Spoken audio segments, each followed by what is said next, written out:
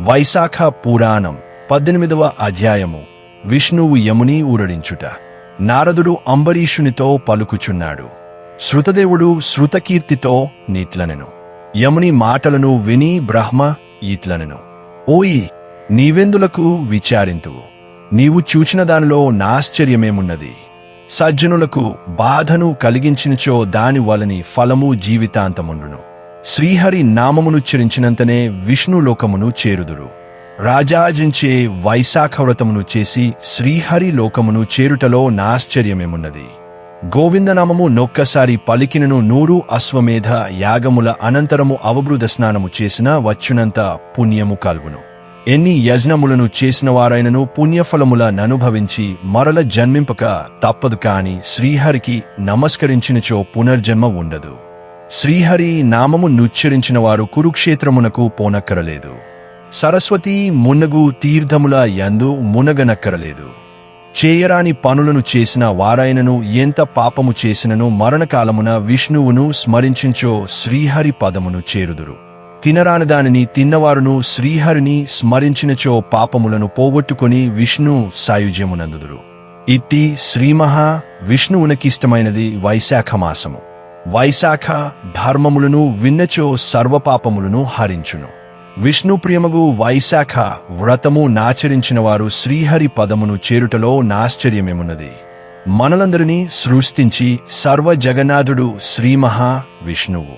అట్టివానిని సేవించిన వారు విష్ణులోకమును చేరుటలో నాశ్చర్యమేమున్నది? కీర్తిమంతుడు శ్రీహరి భక్తుడు.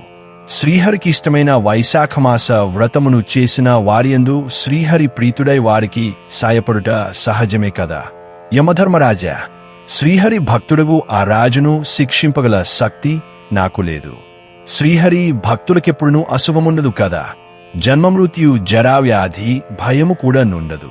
యజమాని చెప్పిన పనిని అధికారి శక్తి కొలది ఆచరింప యత్నించినచో నతడు పనిని పూర్తి చేయకపోయినను నరకమునకు పోడు. తన శక్తికి మించినచో ఆ విషయమును యజమానికి నివేదించిన అధికారి సేవకుడు పాపమునందడు. వానికెట్టి దోషమును లేదు. యజమాని చెప్పిన పని శక్తికి మించినప్పుడు అది వాని దోషము కాదు అని బ్రహ్మ యముని బహువిధములుగా ఊరడించెను. అప్పుడు యముడు బ్రహ్మ మాటలను విని, స్వామి, నీ యాజ్ఞను పాటించి నేను కృతార్థుడనైతిని, అన్నిటినీ పొందితిని. ఇది చాలును. నేను మరలా నా పూర్వపు ఉద్యోగములోనికి వెళ్ళజాలను. కీర్తిమంతుడిట్లు పరాక్రమముతో వైశాఖ వ్రతములతో భూమిని పాలించుచుండగా నేను న్యాయాధికారమును వహింపను.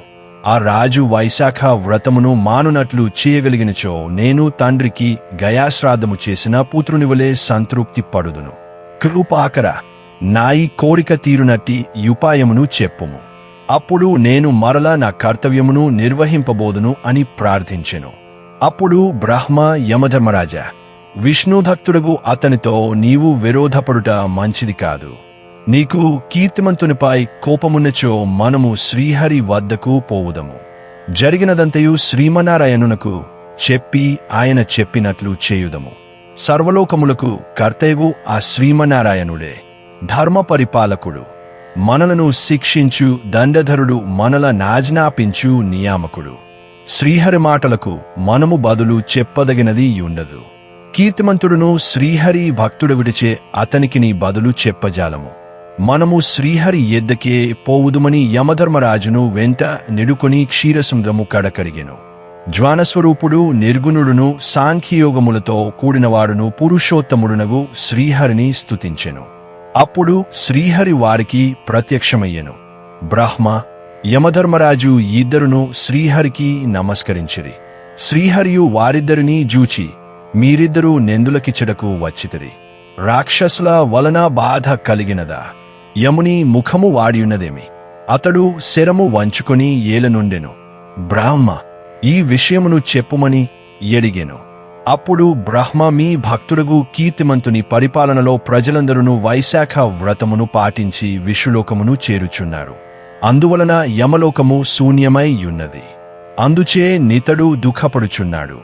ఆ దోహకము నాపుకొనలేక కర్తవ్యపరాయణుడుగు యముడు కీర్తిమంతునిపైకి దండెత్తి వెళ్ళెను. తుదకు యమదండమును గూడా ప్రయోగించెను. కీర్తిమంతుని రక్షించుటకై వచ్చిన మీ చక్రముచే పరాఘూతుడై ఏమి చేయవలెనో తెలియక నా యోద్ధకు వచ్చెను. నేనును ఏమి చేయుదును? స్వామి, నీ భక్తులను శిక్షించుటకు మేము చాలము. అందువలన మేము నీ శరణు గోరి వచ్చితిమి. దయయుంచి నీ భక్తుని శిక్షించి ఆత్మీయుడైన యముని కాపాడుమని బ్రహ్మ పలికెను.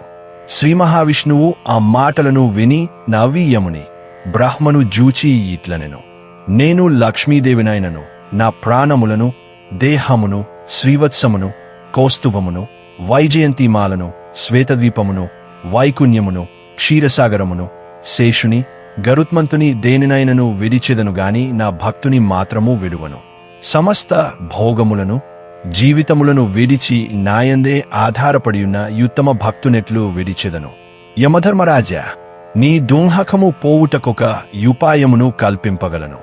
నేను కీర్తిమంతు మహారాజునకు సంతుష్టునై 10,000 సంవత్సరముల ఆయుర్దాయము నిశ్చితిని. ఇప్పటికి 8,000 సంవత్సరములు గడిచినవి. ఆ తరువాత వేణుడను దుర్మార్గుడు రాజు కాగలడు. అతడు నాకీష్టములైన వేదోక్తములగు సదాచారములను నశింపజేయును, పెక్కు దురాచారములను ఆచరణలో నుంచును. అప్పుడు వైశాఖమాస ధర్మములను ఆచరించువారు లేక లోపించును. ఆ వేణుడును తాను చేసిన పాప బలమున నశించును. అటుపిమ్మట నేను పృథువును పేరున జన్మించి ధర్మ సంస్థాపన చేయుదును. అప్పుడు మరల వైశాఖ ధర్మములను లోకమున ప్రవర్తింప జేయగలను. అప్పుడు నాకు భక్తుడైన వాడు నన్నే ప్రాణముల కంటే మిన్నగా నమ్మి వ్యామోహమును విడిచి వైశాఖ ధర్మములను తప్పక పాటించును. కాని అట్టెవాడు 1000 మందిలో నొకండుండును. అనంత సంఖ్యలోను జనులలో కొలదిమంది మాత్రమే నాయి వైశాఖ ధర్మముల నెరిగే పాటింతురు. మిగిలిన వారు అట్లుగాక కామవివసులై యుందురు. యమధర్మరాజా, అప్పుడు నీకు వలసి నాంతపని యుండును. విచారపడకుము. వైశాఖమాస వ్రతమునందును నీకు భాగము నిప్పింతును. వైశాఖ వ్రతము నాచరించు వారందరును నీకు భాగము నిచ్చునట్లు చేయుదును. యుద్ధములో నిన్ను గెలిచి నీకీయవలసిన భాగమును రాకుండా చేసిన కీర్తిమంతుని నుండియు నీకు భాగము వచ్చునట్లు చేయుదును. నీకు రావలసిన భాగము కొంతైనా వచ్చినచో నీకును విచారముండదు కదా. ఇచ్చట గమనింపవలసిన విషయమిది: కీర్తిమంతుడు యముని ఓడించి భాగమును గ్రహించుట ఏమని సందేహము రావచ్చును. వైశాఖ వ్రతము చేసిన పాపాత్ములు నరకమునకు పోకుండా విష్ణులోకమునకు పోవుటేనగా నరకమునకు పోవలసిన వారు యముని భాగము కాని వారు యముని భాగము కాకుండా విష్ణులోకమునకు పోవుచున్నారు. ఇందులకు కారణమెవరు? రాజైన కీర్తిమంతుడు ఇతడు శాసనము చేసి బలవంతముగా ప్రజలందరినీ వైశాఖ ధర్మము నాచరించు వారినిగా చేసెను. కావున యముని భాగమును కీర్తిమంతుడు ఇతడు శాసనము చేసి బలవంతముగా ప్రజలందరినీ వైశాఖ ధర్మము నాచరించు వారినిగా చేసెను. కావున యముని భాగమును కీర్తిమంతుడు గెలుచుకొనుటేనగా ఇప్పుడు శ్రీహరి వైశాఖ ధర్మమునాచరించువారు యమునికి గూఢ భాగమునిచ్చినట్లు చేయుదును. అనగా వైశాఖ ధర్మము నాచరించువారు యమునికి గూఢ భాగమునిచ్చునట్లు చేయుదును. అనగా వైశాఖ వ్రతము నాచరించు కీర్తిమంతుడును యమునకు తానును భాగము నిచ్చునట్లు చేయును. ఇందువలన యమధర్మరాజు మనస్సున కూరట కలుగునని శ్రీహరి అభిప్రాయము. వైశాఖ వ్రతము నాచరించువారు ప్రతిదినమునను స్నానము చేసి నీకు అరయమునిత్తురు. వైశాఖ వ్రతము చివరినాడు జలపూర్ణమైన కలశమును పెరుగన్నమును నీకు సమర్పింతురు. అట్లు చేయని వైశాఖ కర్మలనియు వ్యర్థములగును. అనగా వైశాఖ వ్రతమాచరించువారు ప్రతిదినము స్నాన సమయమున యమునకు అర్యము నీయవలయును మరియు వ్రతాంతమున జలపూర్ణమైన కలశమును పెరుగన్నమును యమునకు నివేదింపవలయును. యముని పేరుతో దానమీయవలయును. అట్లు చేయని వారి పూజాది కర్మలు వ్యర్థములగునని భావము. కావున యమధర్మరాజా, నీకు ఈ విధముగా భాగము నిచ్చు కీర్తిమంతునిపై కోపమును విడుపుము. ప్రతిదినము స్నానమున అరణ్యమును చివరి దినమున జలపూర్ణ కలశమును పెరుగన్నమును భాగముగా గ్రహింపుము. ఇట్లు చేయని వారి వైశాఖ కర్మలు వ్యర్థమై వారు చేసిన పుణ్యపాపములననుసరించి నీ లోకమున నొందురు. ధర్మాధర్మముల నిర్ణయించు నిన్ను విడిచి నన్ను మాత్రమే సేవించు నా భక్తులను న్యాయానుసారము శిక్షింపుము. వైశాఖ వ్రతమున నీకు అరణ్యమునియని వారిని విఘ్నములు కలిగించి శిక్షింపుము. కీర్తిమంతుడును నీకు భాగమునిచ్చినట్లు సునందుని వాని కడకు పంపుదును. సునందుడును నామాటగా కీర్తిమంతునకు చెప్పి నీకు భాగము నిప్పించును అని పలికి శ్రీహరి యమధర్మరాజు అచట నుండగనే సునందుని కీర్తిమంతుని కడకు పంపెను.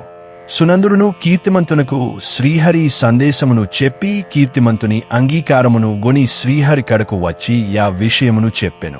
శ్రీహరి ఈ విధముగా యమధర్మరాజు నూరడించి యంతర్ధానము నందెను. బ్రాహ్మయును యమునకు చెప్పవలసిన మాటలను చెప్పి జరిగినదానికి విస్మయపడుచు తన వారితో గలసి తన లోకమునకు పోయెను.